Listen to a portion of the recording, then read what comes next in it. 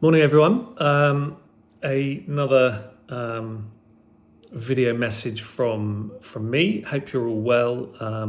It seems a bit weird saying Happy New Year on the 9th of January, but I haven't spoken to anyone since the 24th, or haven't left a video message since the 24th, which is the last time I did a little installation for you or an update for you guys. Anyway, so update number 3. Frustrating is probably the word. Really majorly frustrating.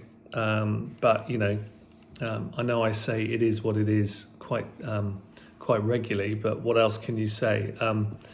I have not had the operation yet, which is obviously a massive frustration in its own right. The reason, unfortunately, for this, or one of the main reasons, is because of the doctor strikes. These junior doctor strikes, which shouldn't really affect any major surgeries such as brain tumour removal, etc. But unfortunately, it has had a knock-on effect, which has caused this delay. There is only one operating list going on at the moment, as opposed to two neurosurgery lists, operating lists. And that's one of the reasons, is because a few members of the operating team within the oncology team is made up of junior doctors for the neuroscience, for neurosurgery. Hence why they're running one list, and it is on a reduced sort of rotation, so to speak. I have been told that I can rest assured that I am at the very top of that list, which I do absolutely believe. The team at JR have been very efficient in keeping me not informed, but checking in with me to see how I feel, to see if there's any changes, to make sure that if there are, then they can react accordingly. I increase my steroid uptake if need be, which I have a little bit. But basically, I'm really hoping that I will be in surgery, I would love to think, by the end of this week. But that hasn't come from anyone yet. I sent a few emails in yesterday, actually quite strong, harsh but fair emails about this.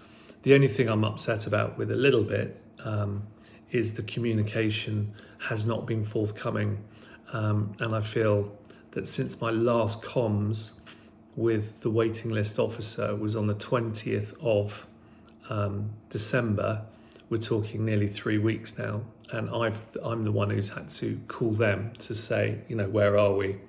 But as I said, it's a very difficult job they've got. It's a fine line. It is a balance, and I'm trying to be fair and rather than judgmental on all of this. But at the end of the day, it's a growth in my head that I really want out, a tumour that is not supposed to be there.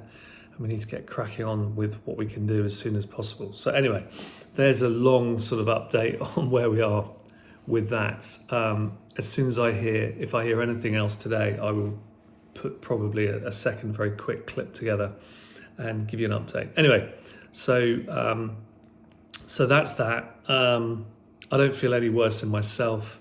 I do feel a little weaker quite a lot weaker on the right side, but in the greater scheme of things, if that's the only thing that has got worse, then I guess I'm in a pretty good place. I'm still remaining upbeat and positive about everything. Excited to talk about the treatment plans I'm really researching hard on. One of them is called Optune. Can't remember if I spoke to you about that last time. Another one is immunotherapy, which probably a lot of you have heard of. And then there is also looking at repurposed medications. So there are 3 or 4 areas I'm strongly looking into. I've already had a virtual meeting with a fantastic doctor called Dr. Matt Williams, who I will probably choose to do all of my additional treatment, manage my additional treatment outside of the operation and the chemo and radiotherapy that will take place at the JR. So I'm getting everything in place to happen in a sequence that is the correct sequence that things should happen in, based on post-operation I'm hoping that the hope not, the biopsy that is done when the operation is done also shows up a kind of a what's the word I'm looking for? God, I can't remember my words, funnily enough, sometimes. That creates a genetic kind of makeup of the tumour that is more workable than some. So that's what you try and look for in the biopsy as well. And also that can go towards making up these individual vaccines for me, which is part of the immunotherapy treatment. Anyway, so I've got the right people in place.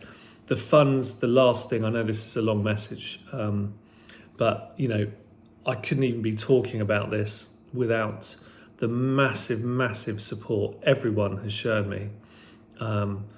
I cannot thank you enough. To be on nearly £130,000 worth of fundraising since I think it was, mid sort of coming into the third week in December, when we started the fundraising, is phenomenal. And I only have the love and kindness and generosity of people I know and indeed don't know, which makes it even more powerful, coming together to support me on this. And I will fight this and do as much as I can, but also to raise awareness of brain cancer and what we do and don't know about brain cancer, and how much more we can do to fight this terrible disease and get it into a place where we know so much more, and how we can go about attacking it in new and innovative ways. And that's a big cause, as well as trying to get myself better, to spend amazing time with my amazing family. And thank you once again. As I said, you're all terrific. And please feel free to message me direct if you have any questions about what's going on, and I'll try and answer them. But thanks so much, everyone. Best wishes. Bye.